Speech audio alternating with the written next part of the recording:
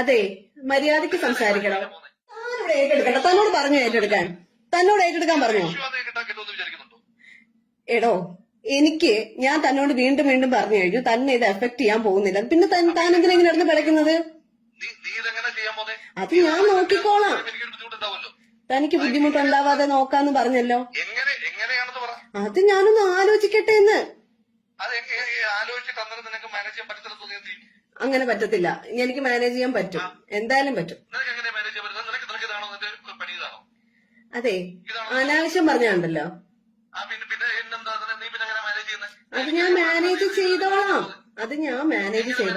അത് ഞാൻ മാനേജ് ചെയ്തോളാം എന്ന് പറഞ്ഞല്ലോ. ഞാൻ മാനേജ് ചെയ്തോളാം.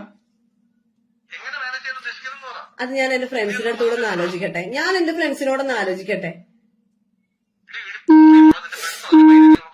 അതെ, മര്യാദക്ക് സംസാരിക്കണം. എന്താന്ന്? അത് കുഴപ്പമില്ല, ഞാൻ അനുഭവിച്ചോളാം. താൻ ഇത്രയും വൃത്തിയായിട്ട് രീതിയിൽ എന്നോട് സംസാരിക്കേണ്ട ആവശ്യമൊന്നുമില്ല അല്ലേ?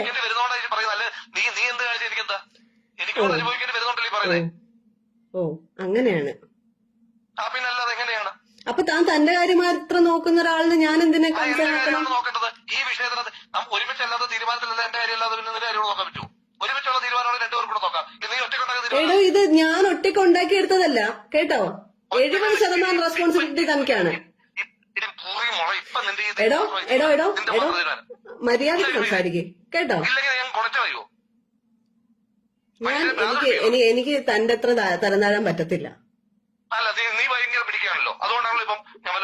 താൻ മിടുക്കനായിട്ടാണല്ലോ ഇതിപ്പോ വന്നത്. താൻ ഭയങ്കര മിടുക്കനാണ്. താൻ എന്തോ പറയും. എന്ത് ഓപ്ഷനാണ്? ഞാനത് പോയി ചെയ്യണം എന്ന് താൻ പറയുന്നത്. എനിക്കതിപ്പോ ചെയ്യാൻ മനസ്സില്ലെങ്കിൽ എന്താ ചെയ്യാ?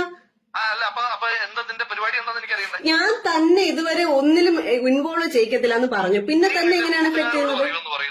അത് തന്റെ പേര് പറയുന്നല്ലോ ഞാൻ പറഞ്ഞത്. ഞാൻ അവരോടൊന്ന് ആലോചിക്കട്ടെ എന്ന് പറഞ്ഞു. അവരെന്റെ കൂടെ ഉണ്ടായിരുന്നുള്ളൂ. എനിക്ക് അവരെ ഡിപ്പെൻഡ് ചെയ്യാൻ പറ്റത്തുള്ളൂ.